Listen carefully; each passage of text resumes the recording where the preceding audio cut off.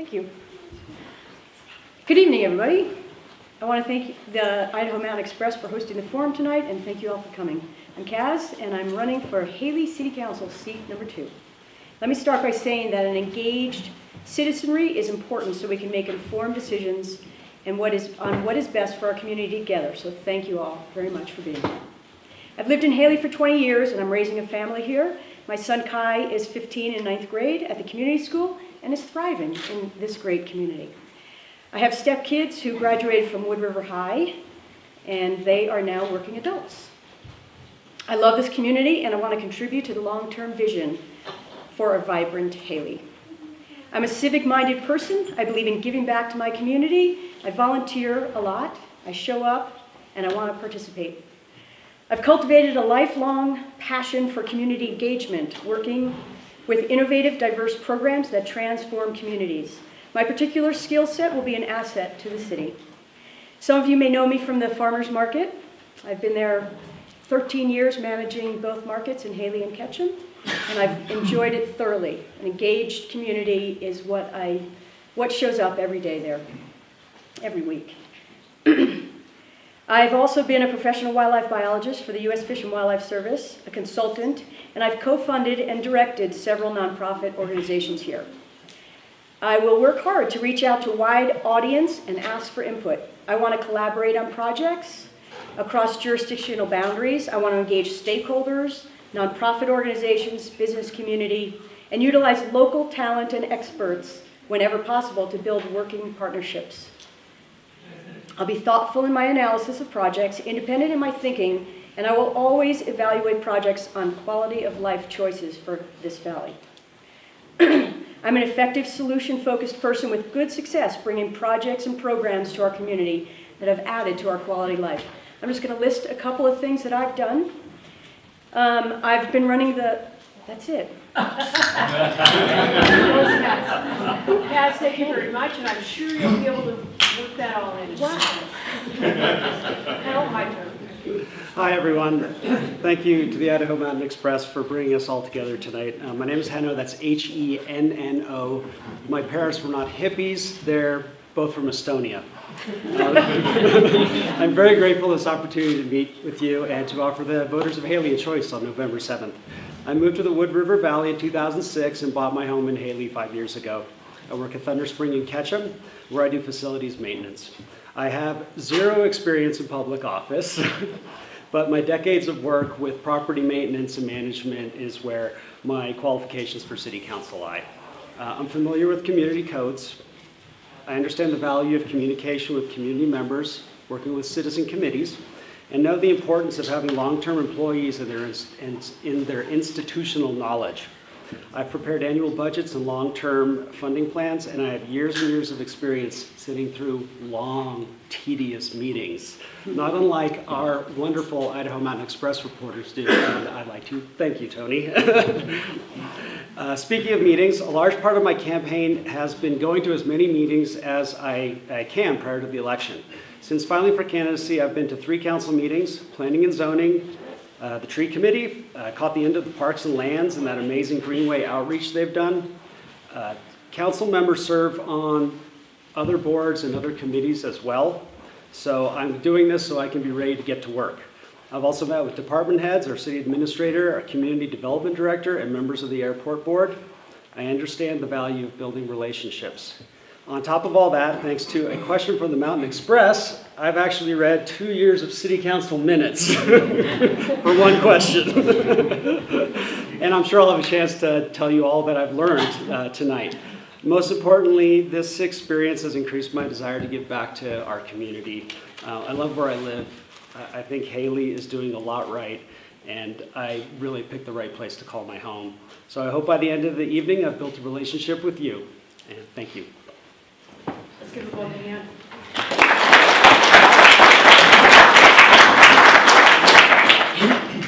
Are there any other reporters here tonight? Express? Fire away. Thanks, ma'am. Thank you. Thanks, Canada, for your offering to help us with public service. I'll start with you, Hanno. What should be the city's top priority in the next 2 years? And what can be done to address it? I think the city is, one of the great priorities that the city has for helping our entire community as a whole is housing. And the city is doing it. By attending these meetings, planning and zoning, we have lots of projects that are underway. We've annexed new properties to build new houses. There are low-cost, the micro-housing overlay that's coming up on River Street. These are all the things that Hailey is doing right now. Our neighbors to the north are starting to talk about doing this, but Hailey is actually doing it. I don't need to talk about how it's happening. Thank you. Cassia. I would say one of the top priorities for the immediate future is the river issue right now. River restoration, we know that Della was underwater, and we have a lot of things to address with our natural resources here. Floodplain is encroached on, and there's housing and development, and there has been obviously excessive flooding that really seriously adversely affected the community. I can't tell you how many sandbags I carried and hauled and dug and filled with community members and kids, soccer teams and all. And I think that's something that we have to really address. And the city is starting to do that, and I appreciate that very much. And how would you go about that, addressing that priority? I commend the city for reaching out, hiring a consultant that I've used before as well through mountain rides for our bike ped master plan, and really getting a lot of good input from the community.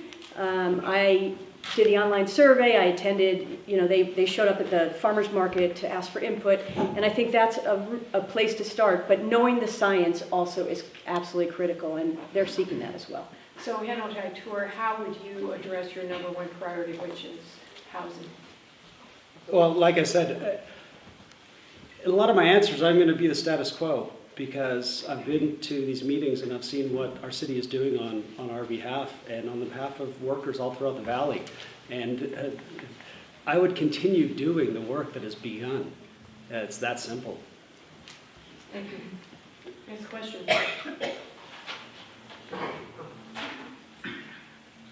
Okay, Hanno, what should be the city's role in encouraging business development and growth? Actually, this question should go to Cassia. Oh, I'm sorry, yeah, we're gonna alternate? Yeah, we're gonna.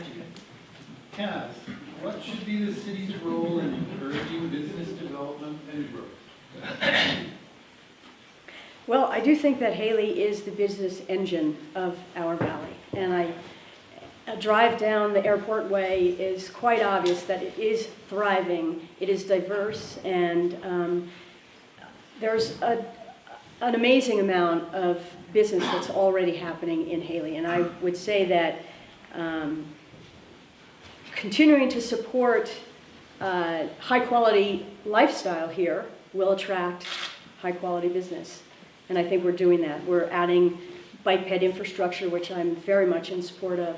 We're looking at downtown revisioning. We had some workshops on that to take a look at quality of life. And I think that all aspects of arts and culture add to the quality of life and safe, connected neighborhoods. It brings in business. Thank you. Hanotai Tour. Yeah, Cass nailed it. We're building. All you gotta do is walk down Main Street and you see it's happening. We are the population center of the Wood River Valley, and business knows that this is a good place to do business. They want to be here. They are willing to do the work that it takes to develop this economy. We also have great opportunity with our Chamber of Commerce that we have here that we can work with and partner with to continue to expand our business opportunities. The BLM is going to be putting in hundreds of miles of trails in the next 5 years. We can get people to come into this valley and utilize those systems, and like Kaz was talking about, make connections to all those trails with our new pathways for people. Thank you. Before we go to the next question, I want to invite those of you in the hallway to come on in. There is some table seating here. There's a chair here. There's one there, and there's one in the front row. If you'd like to sit down.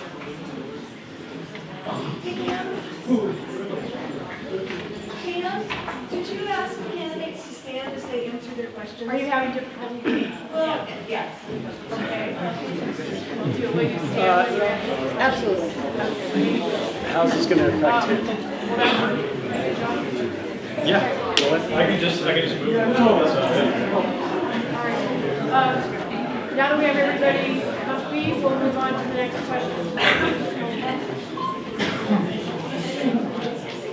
Okay. All right. Here we go. So I think on Hailey. Yes. Right? Question number 3. Do you support recent annexations in Quigley Canyon and Colorado Gulch?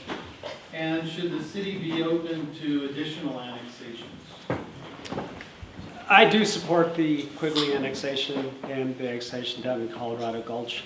Right now, next month, in front of Planning and Zoning, actually it's been postponed till December. It'll be the first time that the public gets to come in and talk about what exactly happens with that land that has been annexed. So I strongly urge everyone to be available in December and do so. It is our opportunity as a community to come together and help direct this plan. The other annexation would be to the south of us, in Bellevue and Eccles, and that it is proposed that we may be able to, have some of that land in there. The Wood River Land Trust has had a great image that's their dream, where we have a nice little buffer in the middle, and then some space for Hailey and some space for Bellevue, and some also at the airport. So I do support this. This is our opportunity to continue with the housing additions for our valley. Thank you. Cassia. Yeah, I as well support Quigley annexation and the Broadford annexation. And I want to say that I'm not pro-development, I'm not anti-development, I'm just for smart development. And I think, the community can stay engaged in some of these developments when they're first proposed, and we can give them feedback on what we like and what we don't like. And both of these annexations came back to the public. And, based on the input, and I really encourage everybody to stay involved, because based on the input, the designs have changed. It's innovative, it's smart, it's interesting, and it changed to meet some of the needs that we had. First of all, I was very concerned about wildlife habitat in Quigley, and I spoke about that the first time it came around. And, they downsized it quite a bit. So yes, I'm in favor, and it takes us staying involved to get the design that we want. Thank you. Last question from the press. Cass, Yes. should the city do more to encourage infill development and accessory dwelling units? If so, what should the city do? So I thought it was interesting that the city, I believe the city did conduct a count on what was the potential of infill. And I really was encouraged to see that, and I think we should certainly first go to infill, because I don't want to see just sprawl, needless sprawl. And I do think we need to rethink our codes, whether it be height, whether it be density, whether it be ADUs, and not just a blank slate like let's change it, period, but let's look at each design and see how we can come up with creative, innovative designs to address some of these things. Because yes, I think they're potentially a good idea. We just have to evaluate them. Thank you. Hello, High Court. I've never heard of an accessory dwelling unit until a month ago. ADUs think of them as your in-law units.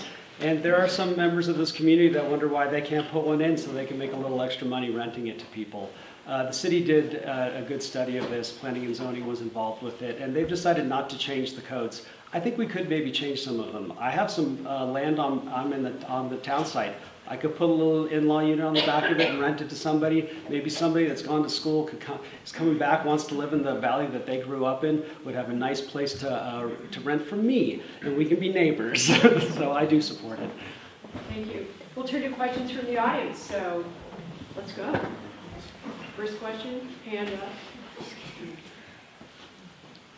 Wow. I was going to say, well, so we can all go home. Okay, we have one in the middle. Don't you think there's cognitive dissonance between affordable housing and the Quigley development?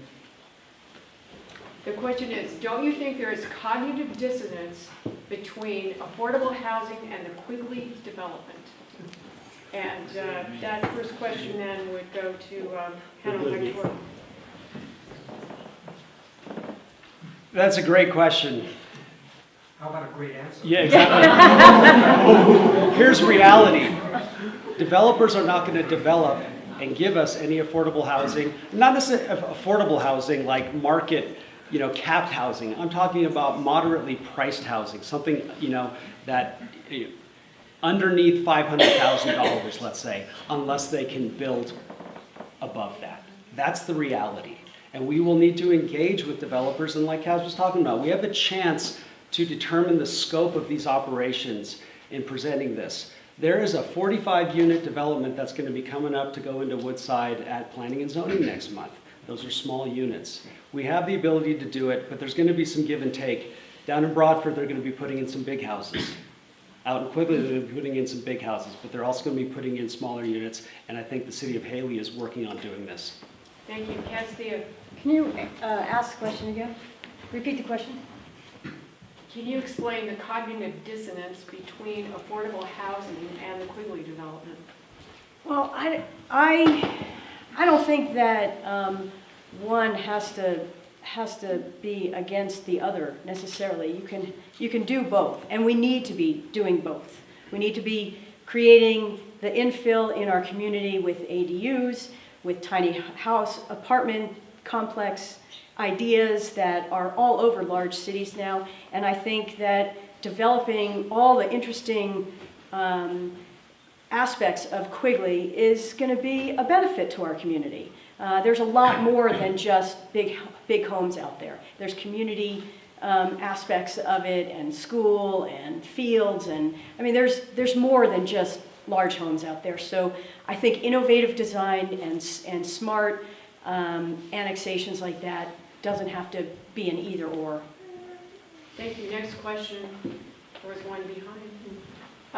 Right behind you.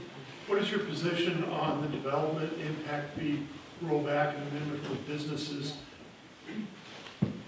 That goes to Castillo first. That's a great question. I'm glad you asked. So I am opposed to this. I am opposed because, I was raised by parents who taught me that, taxes, not all of them are bad. Some of them are important to provide for infrastructure, for police, for fire, for the wear and tear of sidewalks outside buildings. And I believe that everybody has to pay their fair share. And I think a new building, we're not even saying an existing building, a new commercial building needs to pay into that so they can get the fire and the police departments to accommodate them when they need to. And the wear and tear of, and I look to the natural grocery store, we can't just depend on residents for that impact fee, and we all need it for infrastructure here. Thank you. Hailey Tour. If you take a look at the Hailey budget and you look at the revenue section, it's big because we have a diverse source of revenues. And we do that so we don't have too much impact from one change in our economy. And the development impact fees are part of this equation. And remember, this is on commercial only. The initiative wants to only eliminate commercial development impact fees, not residential. I find this to be a little silly. I am voting no on this because $500,000 that we, the citizens, would have to pay back, that's our library budget. And it's very likely that this is illegal. As far as the business license renewals goes, this is there to prevent complacency. It's easy to get complacent. You start leaving things around in front of the electrical panels in the buildings. It's easy to do. This guarantees that people know that every year someone's going to come looking through my place, and I think it's good for us. Okay. Next question. Anyone else? Man, you're letting them off easy this year. Okay, going once, going twice. Question. We're relatively new residents in the valley, and the county has a population of 18,000 people. That's a small community. Where are you on more unified government so the taxpayer is not supporting 5 different police forces, multiple fire stations that are located by jurisdiction rather than based on the community's broader needs, and in fact the operation of government itself? Unified government is current thing that's happening all over the country? Where are you on that here? Panel High Tours were first. Well, I'm not giving up the city of Hailey. No way, no how. I love my Hailey Police Department. That's not the Sheriff's Department. I love my Hailey Fire Department. I love that we're working together with Wood River Fire to come together and save money there.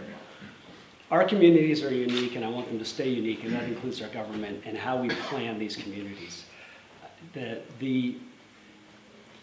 The idea of combining forces, so to speak, it always sounds good and it looks good on paper, but I don't think it's reality to what really happens on the ground level and what makes us a unique city. Thank you, Kaz. I would say that I would love to see the consolidation of Wood River Rural and Hailey Fire Department. They have come together and started that process, and I commend them and applaud them. I think there's some efficiencies that we can realize there. And I would encourage continuing down that road, but I agree with Henno. I think we each need our own services in each community, but I'm all for collaboration and working together and developing partnerships where we can, and where we can find efficiencies. We should be doing that, but we need our own services for our own communities. Thank you. Is there a final question? Anybody before somebody who's already asked? You know, I know Cass a little bit, and I know I just met him, well, we've met once before, but from what I can tell tonight, I can't see the difference between you two as far as the issues. Tell me, why should I vote for one or the other? Is there anything difference between you two? Experience, yes, and jobs, of course. Do you disagree on anything? That question will go to Kaz. Well, I have to say, it wasn't like we collaborated here tonight. This is the first time I've met Henno. I'm glad to meet Henno. And I guess I would say, I don't know about our differences and all of our similarities, and it does appear that we are in agreement.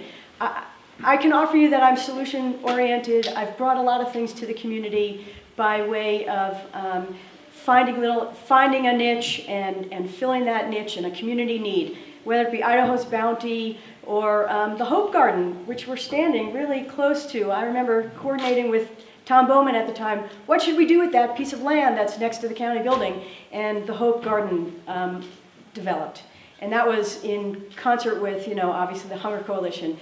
I developed a ski team, a nonprofit Wood River ski team that was affordable and non-competitive, and I now have a scholarship fund for kids that need to have some need met, and they want their kids to participate in outdoor programs. So I'm very solution-oriented. I see issues, and I try to fill a niche.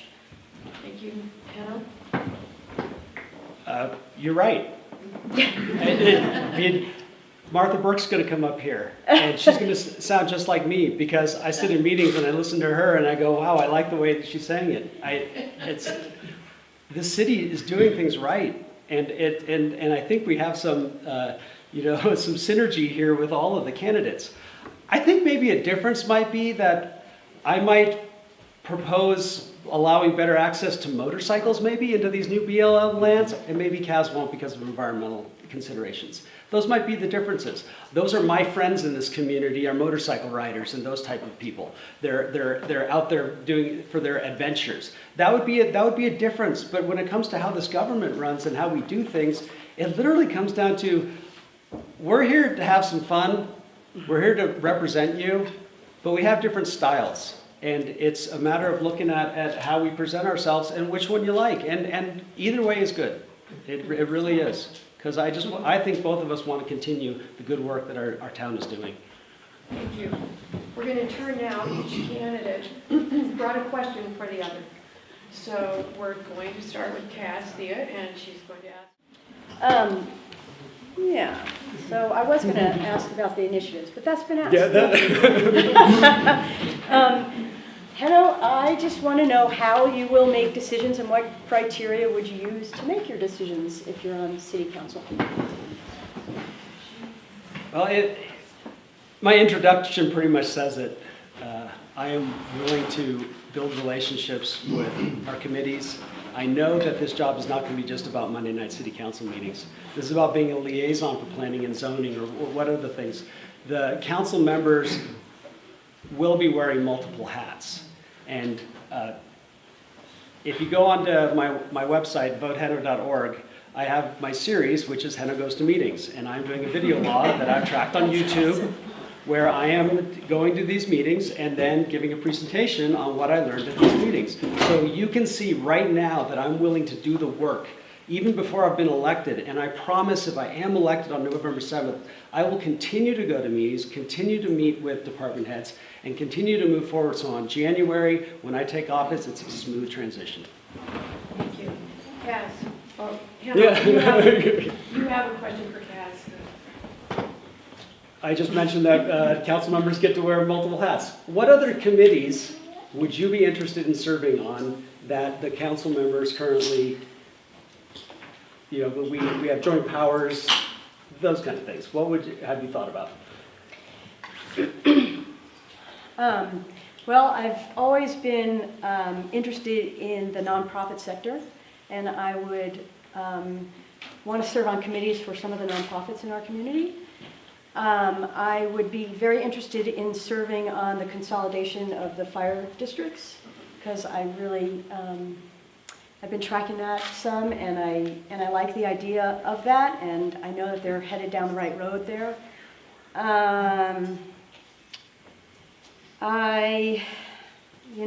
Natural resources is a really important thing for me, and balancing development with city needs and wildlife and fish habitat. So I think a lot of my focus would be on those sorts of elements of the city. And I hope I could help work on the river restoration for sure. Thank you. We're going to move to closing statements now. And Cass, if you will, closing statement. Okay, here goes. Want to get a minute?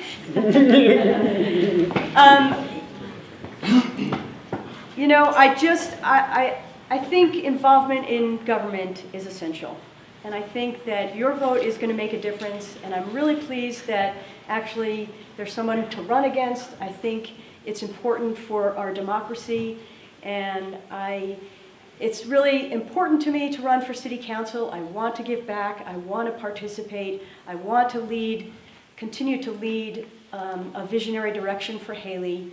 I would love to see a town square. I would love to see larger sidewalks. I would love to see our traffic slowed down and maybe minimized a little bit in width. I would love to see a year-round pool, because I really think the Y should have been built in Hailey. I really support kids and kids' activities. I coach, I help, and I love the fields, and maybe we need a few more fields. I think they're awfully busy and crowded. I really want a wave on the river, and so when we do our restoration, maybe we can incorporate that. I want to become a little more of a destination town.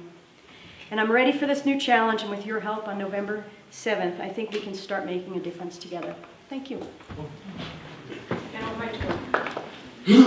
Thank you all for being here, and it's so great to see so many young people here. Thank you, Idaho Mountain Express, and thank you, Cass. Your talents and passion for our community are truly inspirational. We've only had a brief amount of time here, but please go to my website, votehenno.org. I have my positions on there. I have my media section where I have the videos. You can learn a lot more about where I stand on things. I've posted every single response I've given to a newspaper or to like the Sun Valley Realtors Board. You can go on there and read my positions. It's quite clear. Also, like I said, my YouTube page, Henno Goes to Meetings. You can keep track of me for the rest of the year as I go to meetings and meet with our other departments.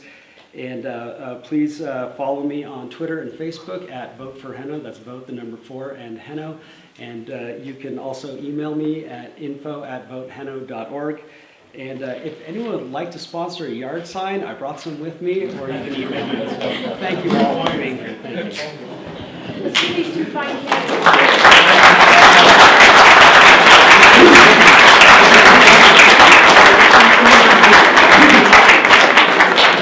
We'll take a 5-minute break. Mark and Jeff, just want to circle right down.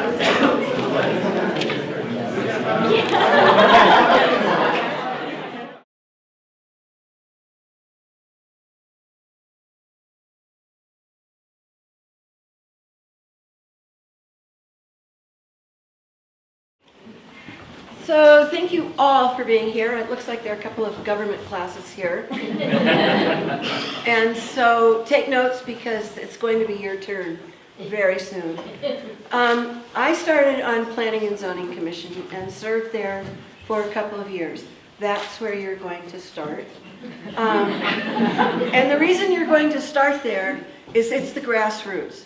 It is the city standards, what sidewalks, what streets, how deep the concrete is. It is the setbacks for buildings. It is all of those things. And the work of planning and zoning is critical. So when it comes to city council, we get to make the political decisions.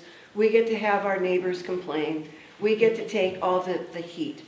And the beautiful work of planning and zoning is the detail. The detail, that's up to you. That's this first step. So when it comes to planning and comes out of planning and zoning, City Council gets to look at all the work they have done and then decide, is this in the best interest of the community? Will my neighbors benefit from this? And is it affordable? Can we do it? Can we stay within budget? And is it defensible legally? That's what the City Council does. The mayor does the administrative part of the city. We do the decision-making part.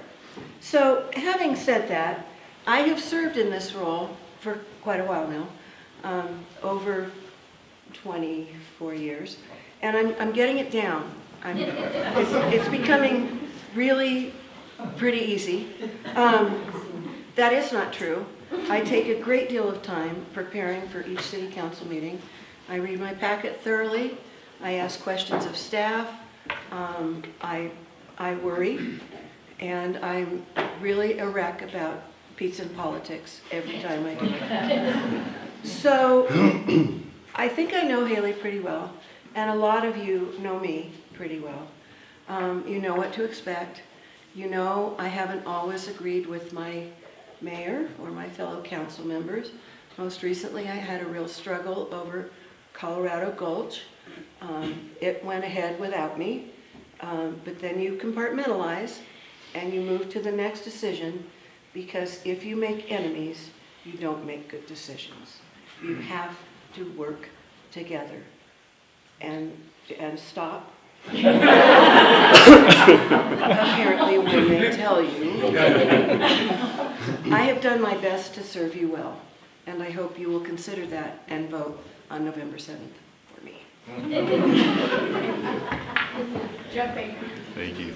Thank you to the Idaho Mountain Express for having this evening, and thank you to all of you for being here tonight. When I vote, it always feels like I'm the only one in the gymnasium, so it's good to see that I'm not. And again, and also to the young folks that are here tonight, thank you for being a part of this process. This is an important part of the process, and it's an important that we take advantage of that right that we have to vote.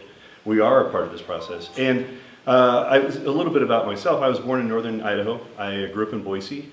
When I was in high school, my father moved us out to California. I spent my career in California.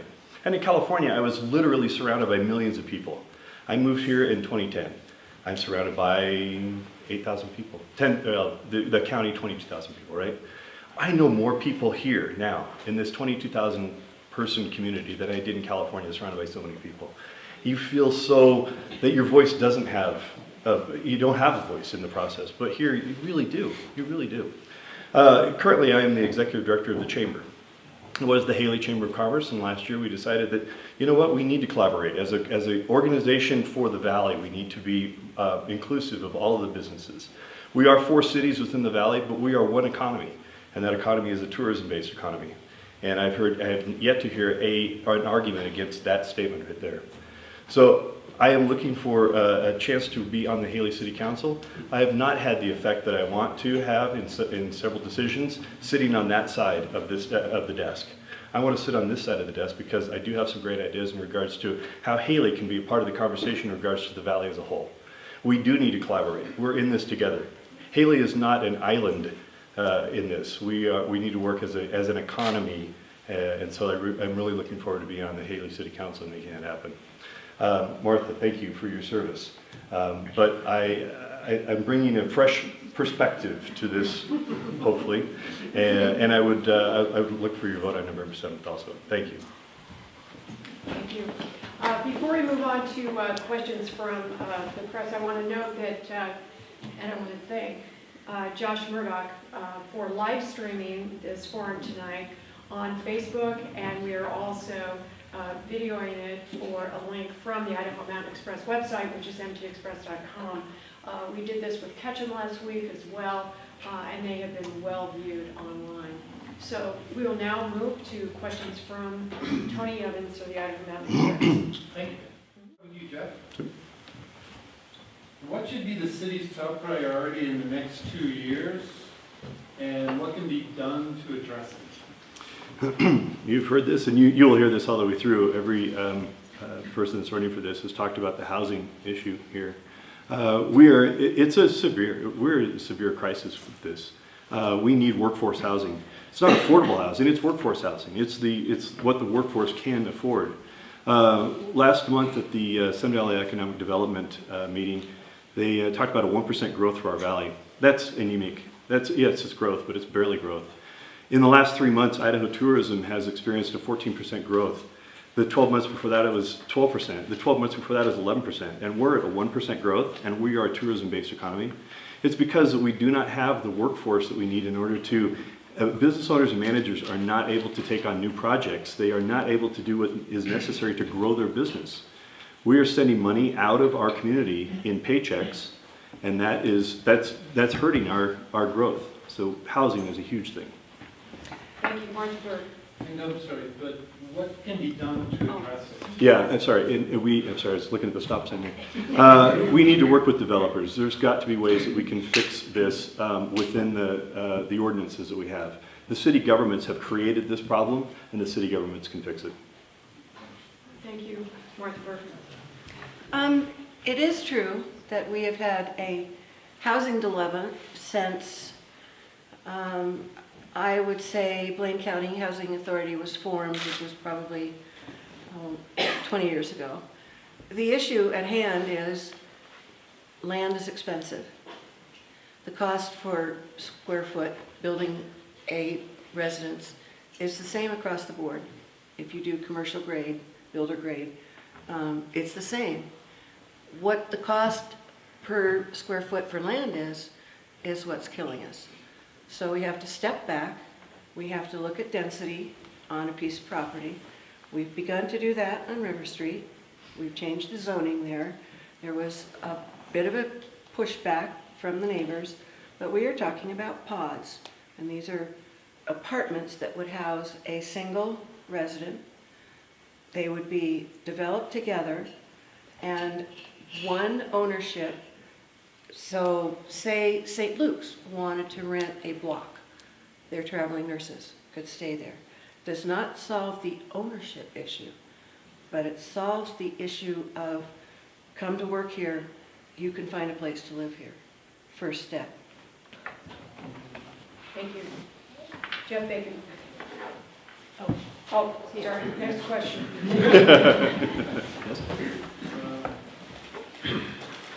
I should start with Martha this time, I think. Oh, okay. So, Martha, what should the city's role be in encouraging the development of median income and affordable housing? Well, Tony, we have to continue to work with the Blaine County Housing Authority. And if we can find a piece of property similar to the property that we acquired on River Street and put up the senior housing unit, that's what we're looking for. The problem is, those are rentals. We need deed restricted housing, and we have to look for duplexes and fourplexes that are owned by families. Again, it's the property that's expensive, so you need to put more housing units on one piece of land. Thank you, Jeff Bacon. I would say, again, we need to work with developers on this one. If a developer figures out that it concludes that they cannot work or make any money on this, and I'm sorry, they need to make money on this. If they can't make any money on building affordable housing, if they can't, or workforce housing, I'm going to use that term, they're going to build the high-end homes. That's where they can make the money. So the density is a huge part of this. I watched, kind of disappointedly, our own city council that put a great overlay district on River Street, and then when we had a developer that wanted to work with us to figure out how to make that work, they completely dissected their own high-density overlay. We need things like that, and I'm sorry, if you are a neighbor of a high-density overlay area, you can expect high-density projects in your neighborhood. That's the way this is going to work. Thank you. Next question.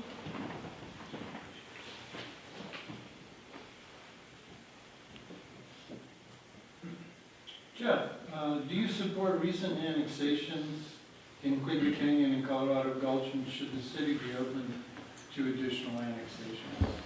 I do support those annexations. I think the one in Colorado Gulch made sense for the reasons that they did that. That project was going to happen with or without the city of Hailey. And by doing it the way that they did, those dollars are now coming into the city of Hailey. So that was a good one. The Quigley program, at some point that land is going to get developed. The way that they're doing it with the public input, the first time through, it obviously didn't work, but the mix that they have now with what they're planning out there, I think is a very good mix for the city of Hailey. So I do support those. Thank you, Martha Burke. I just want to follow up on something you said, Jeff, that the city council squelched the proposal on River Street. Yep. Not all the members did. Not all the members I did. did not. Just want to make that really But I clear. didn't say Martha, I said the city. No, but you made a sweeping statement. The Quigley annexation was in fact brilliant because there are varying lot sizes. Some will be affordable. Some will be a starting out family can live there.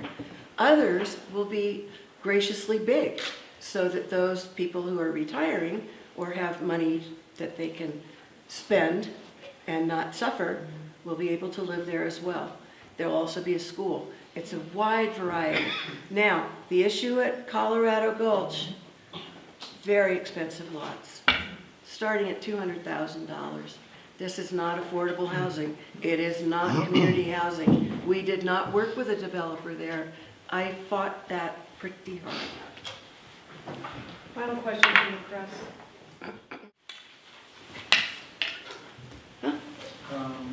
Martha? Mhm. Should the city do more to encourage infill development and accessory dwelling units?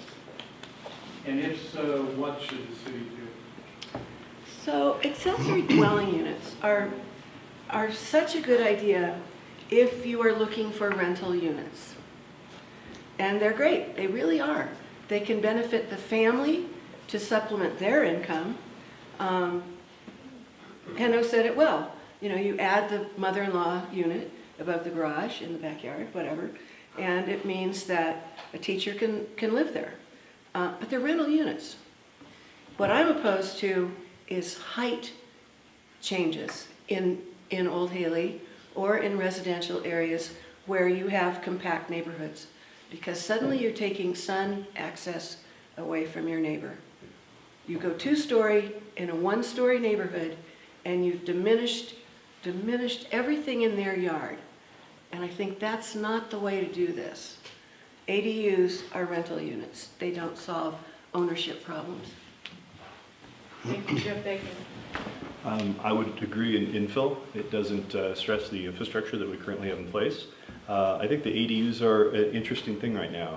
I'd like to look at the possibility of what incentives could we put in place that would have owners of these ADUs have to actually rent them to long-term.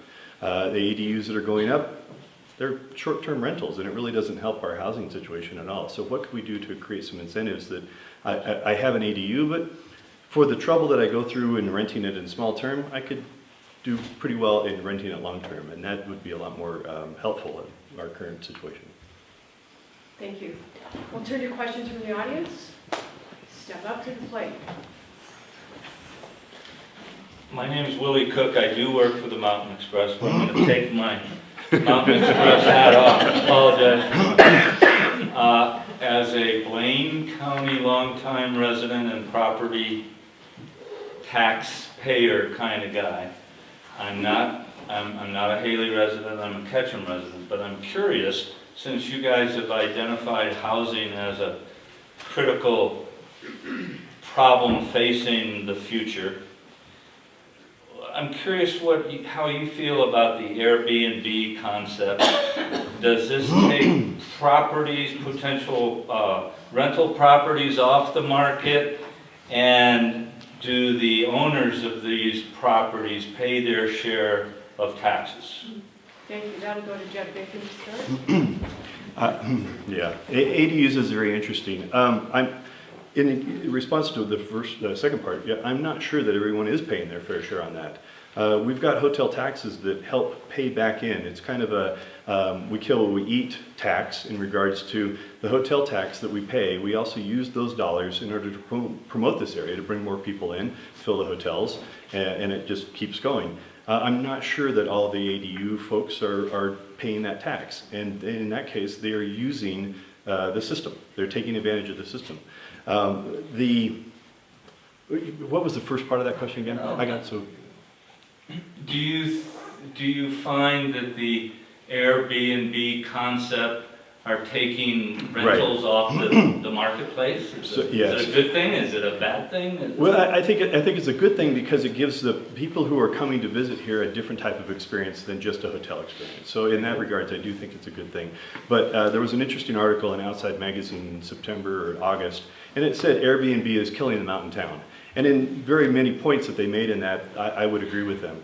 It is taking long-term rentals out of the market, and we're experiencing that. So it is compounding this housing problem that we're having right now. Thank you, Martha Burke. I don't think we figured out how to regulate Airbnbs.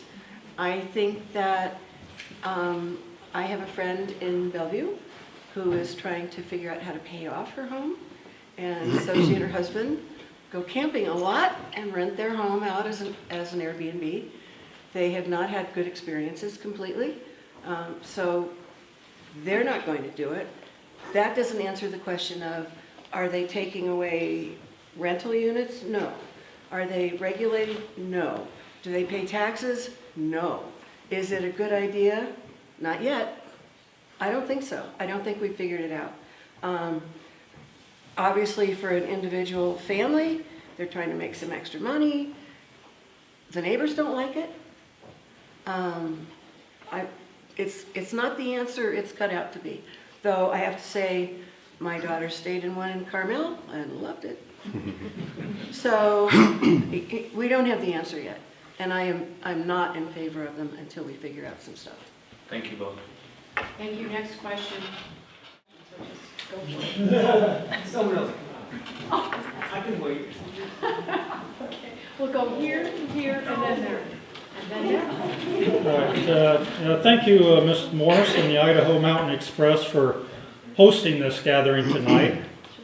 I know it is unwise to upset those who buy their ink by the barrel, but since the Idaho Mountain Express is not a passive observer of our local politics and offers endorsements on candidates and ballot measures, in the interest of full disclosure, I'm going to share some information that would tend to jeopardize their credibility should they choose to endorse voting no on the business-friendly initiatives as they did in the 2008 elections. Excuse me, is this... First off, the is city this of a Hailey question spends for more the than candidates? 10... There is a question at the end of this. Okay, and so... First you off, answer the the city, question, please. the Hailey spends more than $10,000 annually at the Mountain Express, while the citizens who love Hailey have never spent a dime there.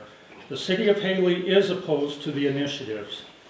Secondly, one of the lawyers the city of Hailey hired as legal counsel on the Old Cutters annexation case, Mr. Jim Phillips, is the same person registered with the state of Idaho as the legal contact for Express Publishing. Mr. Phillips is also married to Evelyn Phillips, who currently is a member of the board of directors of the Idaho. If you have a question for us, I think it would be appropriate for you to get to the question. I don't think this is a proper venue for this. My question to the candidates tonight is, because the Idaho Mountain Express is the largest newspaper in our valley and offers endorsements on candidates and ballot measures, do you feel the Idaho Mountain Express has too much influence on our local elections? Thank you. And that question goes to Martha Burke. Oh, boy. Hey, good luck with that. Considering that you have tried to have me recalled, that you have had these same initiatives on the ballot 3 times. They were called referendums before. They have failed miserably. They were defeated resoundingly. And for some reason, this just hurts you and angers you so terribly that when the Mountain Express, with all their best judgment and research and attending these forums, does their best to inform the community what they feel is a right decision that you don't like, you come forward and attack. And this is your mode of operation. And I am sorry for you. I'm sorry that there is so much hatred in you. And I wish, like mad, that you could let it go. That you could let it go.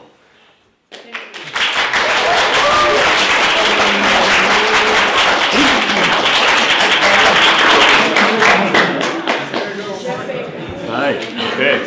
Mr. Weiring. As in any community in this country that has a newspaper, it has an editorial staff, and that editorial staff has an opinion. And those opinions are what we get.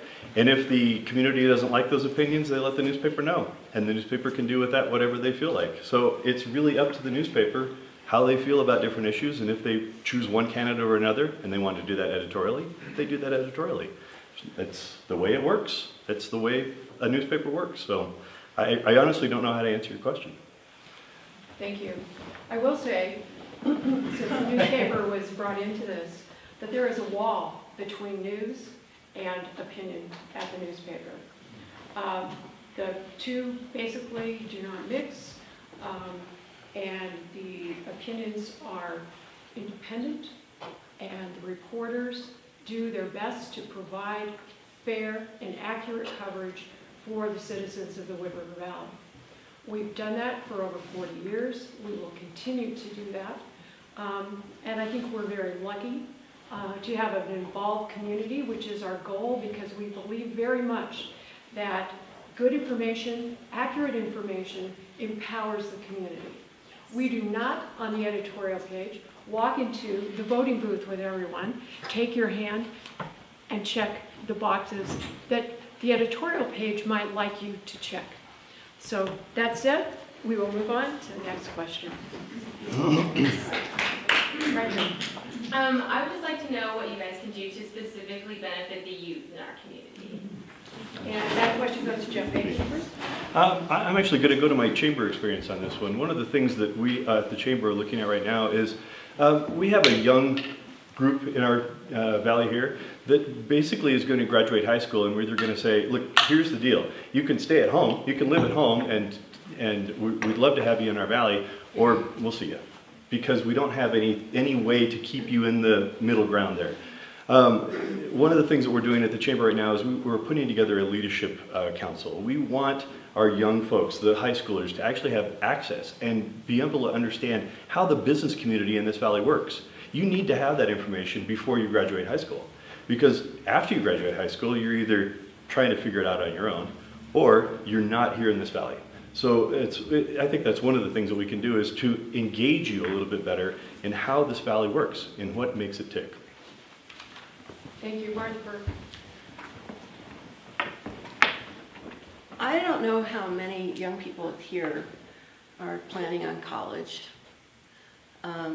I would hope that most of you will give it a shot. The fact that we have CSI here, we have BSU over there, and we have some great opportunities that are actually not very costly. Ski team here is just way, way, way expensive. But between Rotorun and cross-country skiing, you know, there's some scholarships out there.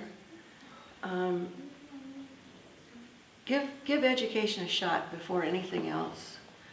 Wear your bike helmet, you know. The mayor will tell you that. And be prepared to come back here with a job.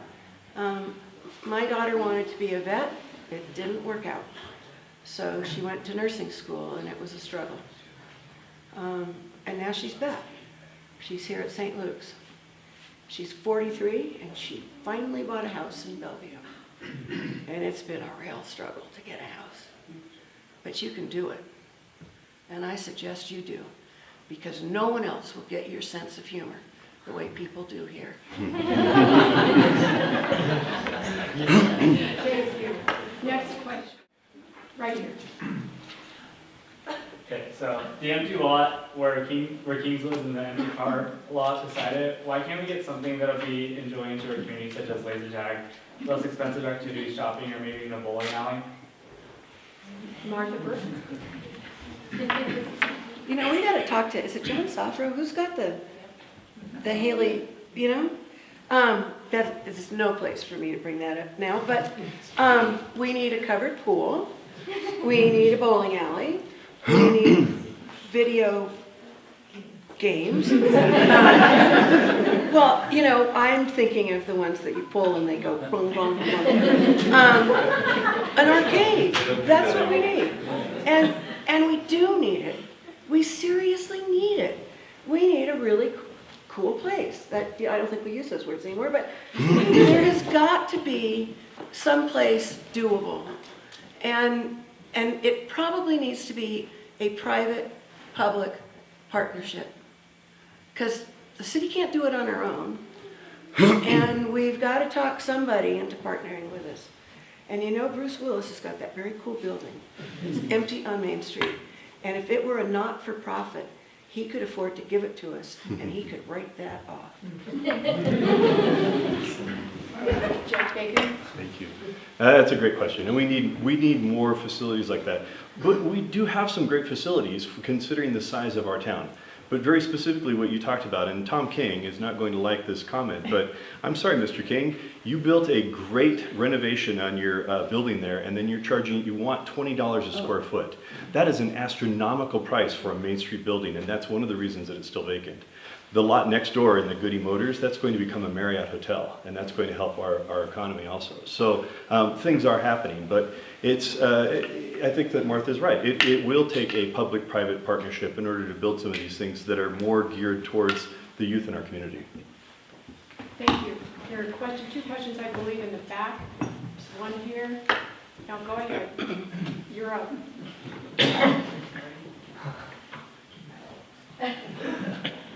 Can either, neither, or both of you envisage something other than a tourist economy?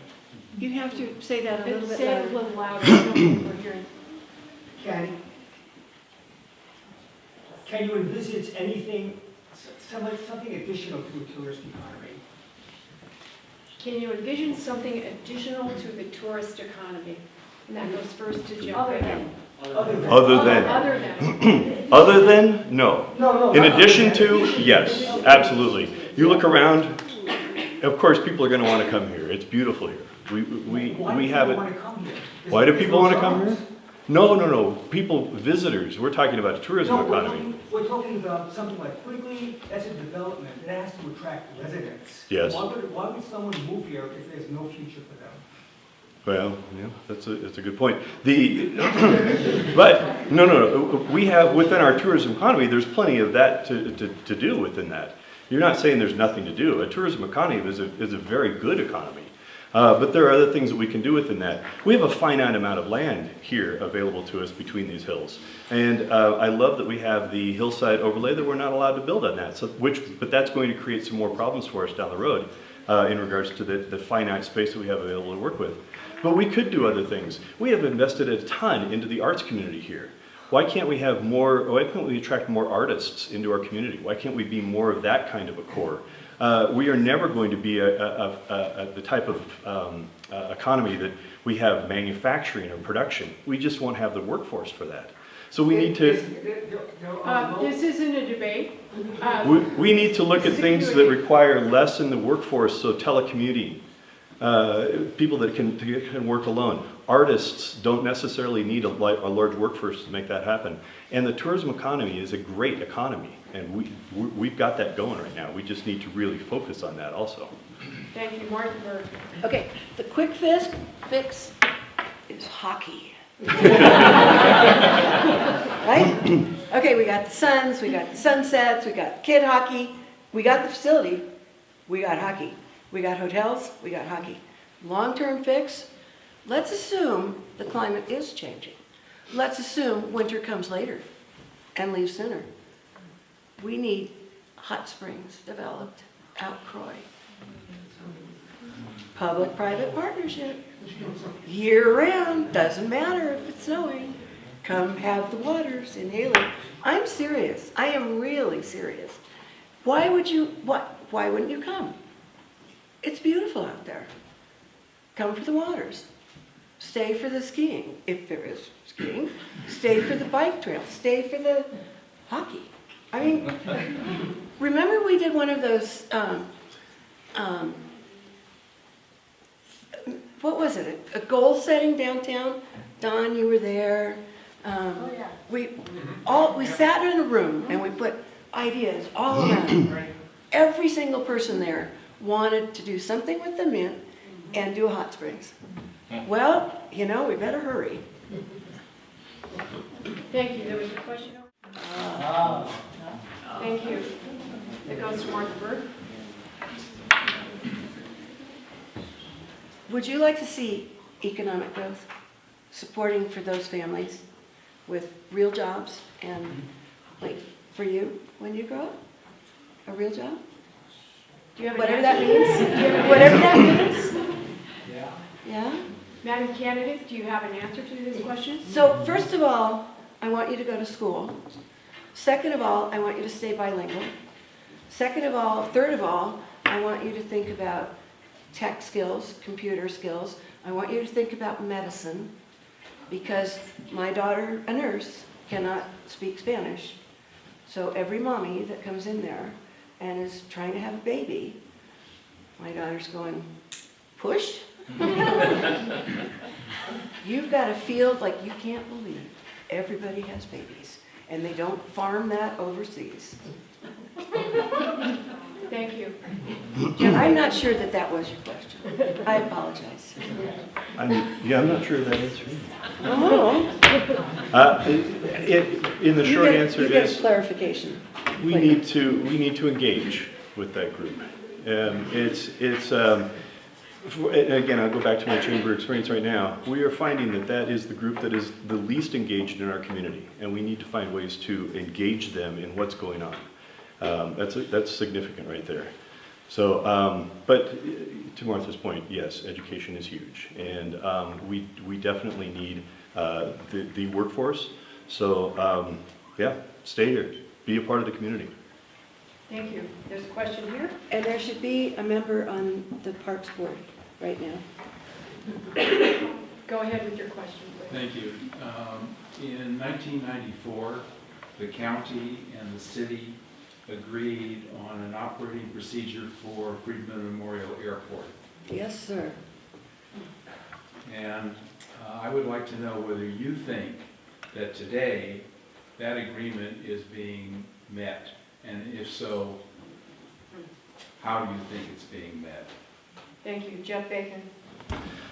Unfortunately, I wasn't here in 1994, and I'm not familiar with the operating agreement that you're speaking about, so I would have to research that. But I am a big fan of the airport. That is an economic driver for our valley. The idea of moving that to a Fairfield or something would hurt us dramatically. That airport needs to stay there. That's a huge asset for our community. Martha Bird. Len and I served on the airport authority. I was lucky enough to serve for 15 years, and we came about this close to a relocated airport, and then the sage grouse somehow popped up and became an issue. The airport has served us very well, and the reason this community will continue to exist here is that airport. Any business that locates here wants a safe, healthy community and access to the world outside of the valley. I cannot say that the airport is living up to the original 1994 agreement. I haven't served on the board for a few years. I know that it's face some real challenges with, in, Thank you. Stop. Right here. Hi, could you talk a little bit about how you would work with the city council to support vulnerable immigrant populations in our valley? We'll start with Mark Burke.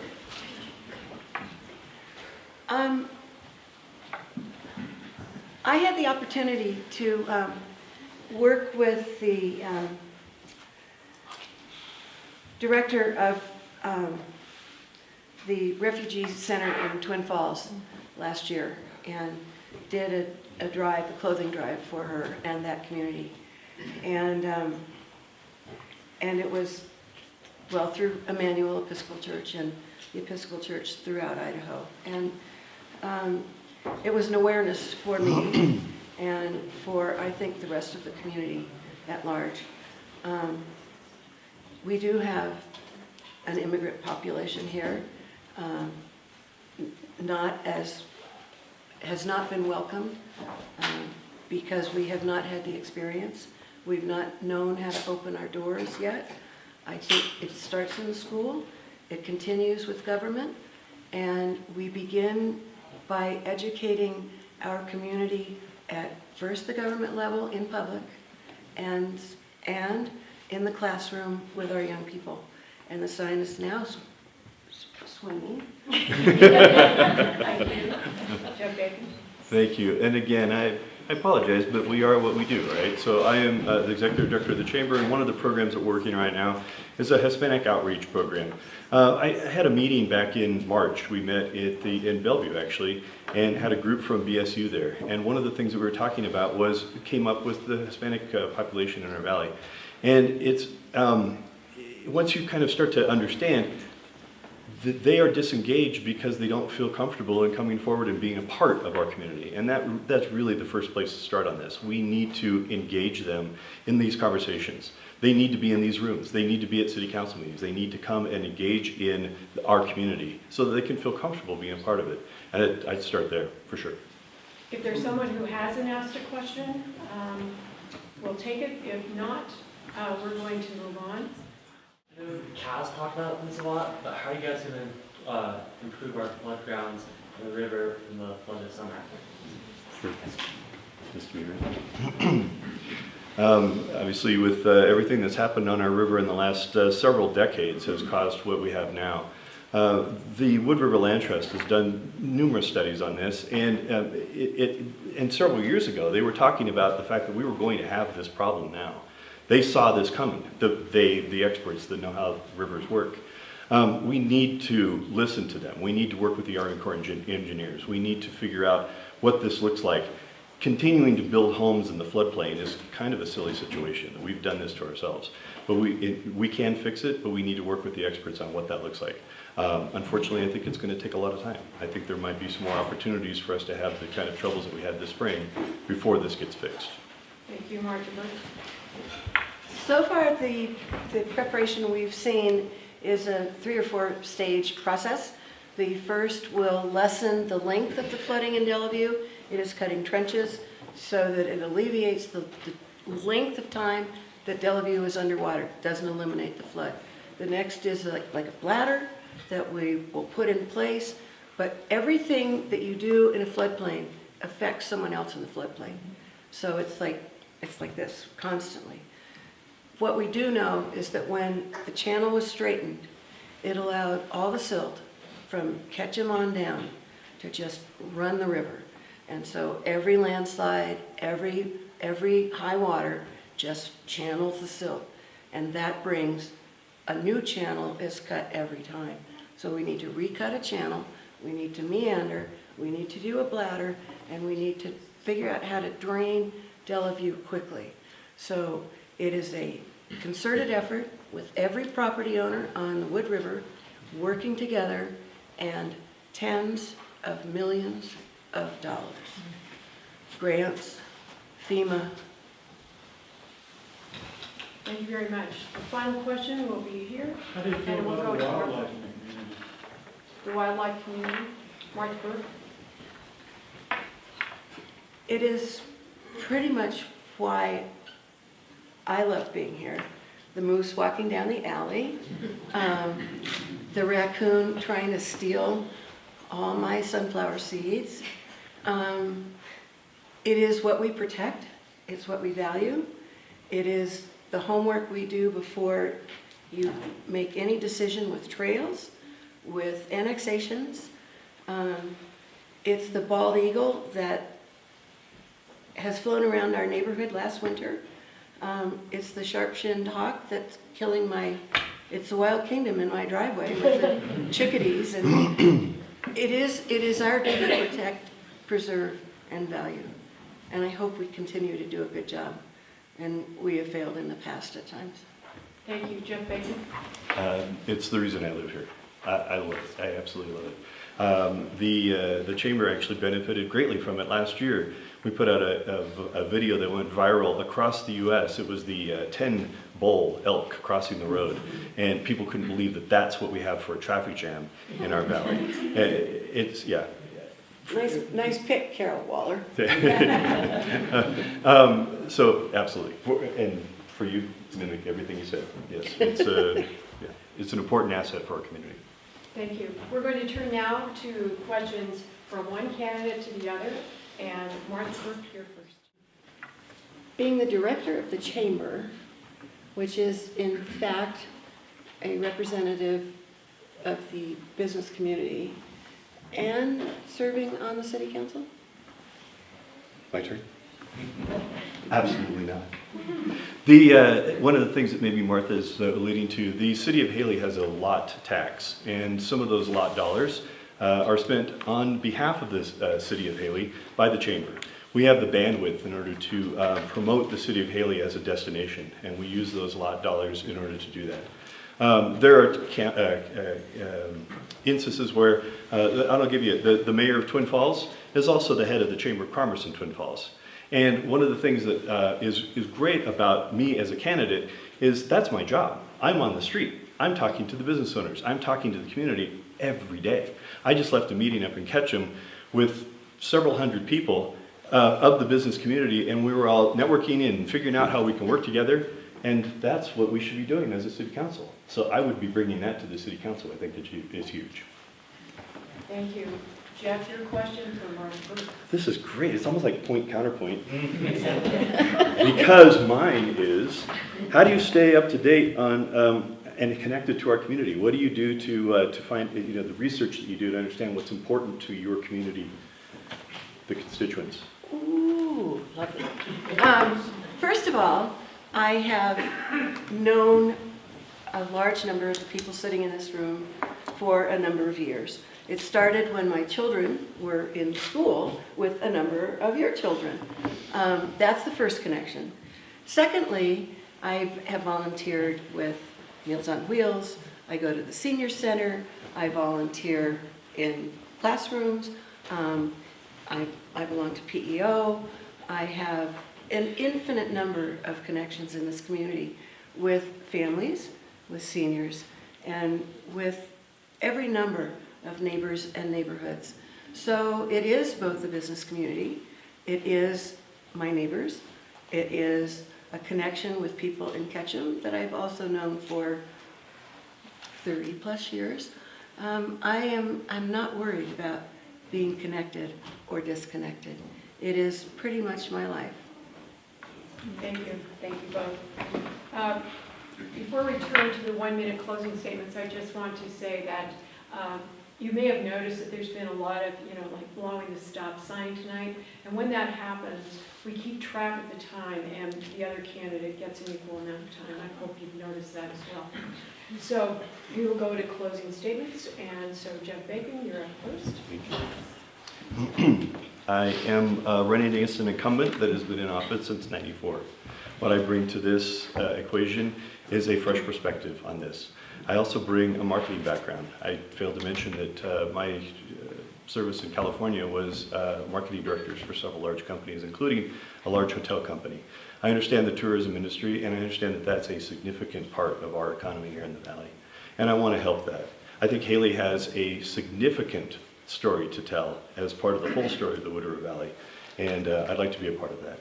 And I'd like to make some change. And I feel like I am ineffective when I am sitting on that side of the table. So I want to be on this side of the table and make those change. I'm running for several reasons, but one of the reasons I'm not running is for re-election. There are some tough decisions that need to be made, and I am ready to make those decisions, no matter how unpopular they are with some, I think, a vocal minority. The community needs these decisions to be made now. We are at, in many cases, a point of no return, and it's important that we get some of this stuff done that should have been done years ago. Thank you. Martha? Well, it's been a delight to serve this community, and I have no intention of stopping. If things were falling apart, I would say, I don't want to do this anymore. I don't believe that's the case. And I don't believe experience should be put aside. I don't believe a sense of humor, a sense of good, honest effort should be overlooked. And I don't believe a sense of history or deep, deep values for this community should be forgotten. Everything I have done with great love, with the best sense of purpose, and I will continue to do that. And I do believe that there's a sense of government's purpose and business's purpose. They do not always correspond. We must take aside what neighborhoods need and what business needs.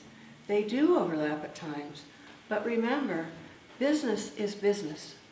Government is government. They both come together to form a healthy community. Thank you.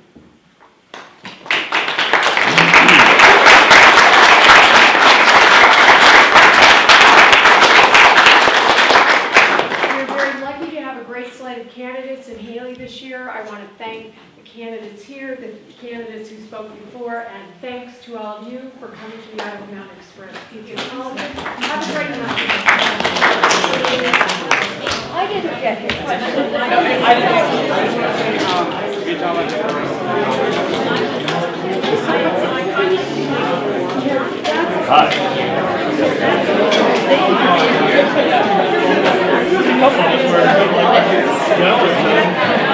Hi.